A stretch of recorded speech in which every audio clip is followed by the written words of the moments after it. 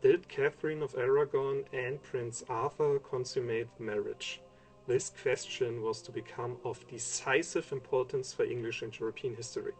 Henry VIII was convinced of this and used it to demand his divorce from his first wife, who had previously been married to his brother. His wife vehemently denied this. When Pope Clement VII refused to grant the divorce, Henry used this to break the English Church away from Rome. To this day, we cannot say what it is true. Nevertheless, it is interesting to look at this topic in detail. Let's start with what we know for sure. Henry wanted to divorce Catherine in order to marry Anne Boleyn. Catherine refused. She had a strong legal argument for the validity of the marriage. The English crown had obtained a papal dispensation for the marriage of Henry and Catherine, which had been granted by Julius II. Henry, therefore, had to prove that the Pope should not have approved the marriage.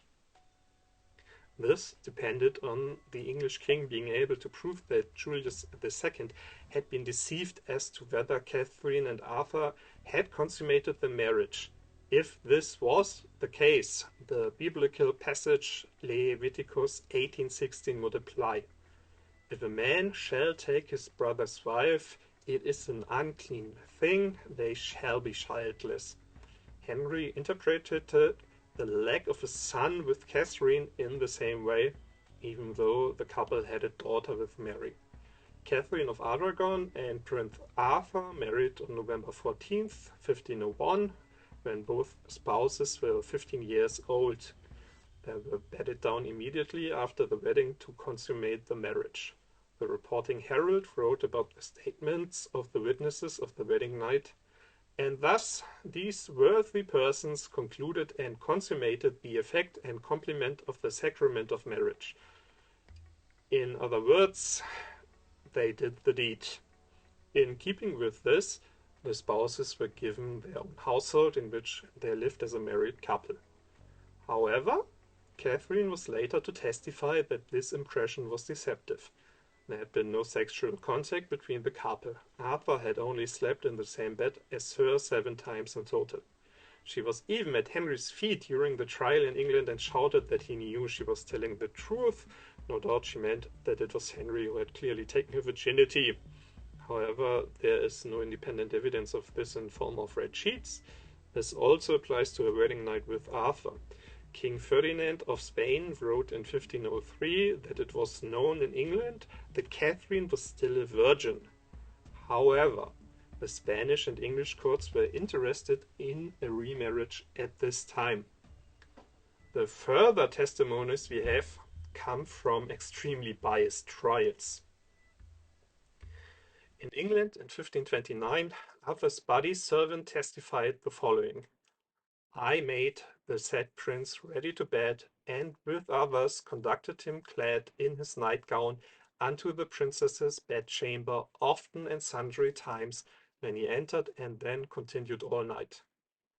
Sir Anthony Willoughby recalled one of Arthur's first sentences after the wedding night as follows: Willoughby, bring me a cup of ale, for I have been this night in the midst of Spain. In Spain, during a trial in 1531, a Spanish attendee at the wedding celebrations said these sentences: Arthur's limbs were so weak that he had never seen a man whose legs and other bits of his body were so small. Another witness statement reads: Francisca de Caqueras, who was in charge of dressing and undressing the queen and who she liked and confided in a lot, was looking sad and telling the other ladies that nothing had passed between Prince Arthur and his wife, which surprised everyone and made them laugh at him. Regardless of whether the marriage was consummated, only Arthur's alleged sentence sounds completely credible. This is the 15-year-old who at least wanted to make it known that he had sex. The fact that the Crown Prince of England was mocked and laughed at during his wedding celebrations does not sound realistic, but rather like a side blow against Henry.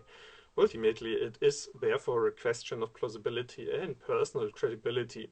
Many people are quick to side with Catherine here, as Henry VIII was, let's say, difficult in character. However, this is a problem. The fact that Henry had traits of a narcissistic, tyrannical psychopath which became more pronounced over the years does not mean that Catherine was telling the truth. Both sides had an interest in getting their way. Henry wanted to marry Anne and father's son. Catherine wanted to retain her honor and secure her daughter's status. Henry's character traits merely forces us to be particularly critical with him. The common argument in Catherine's favor is that as a devout Catholic she would not have lied. However, this is not entirely correct. We must remember that the dispute took place against the backdrop of the division of the Church in Europe. It is well known that Anne Boleyn had Protestant leanings. If the Pope had told her that Catherine must do everything in her power to preserve her marriage to Henry for the good of the Church, this request would have weighed heavily, and the Pope was well disposed towards her. He even wanted to bring the trial to Rome.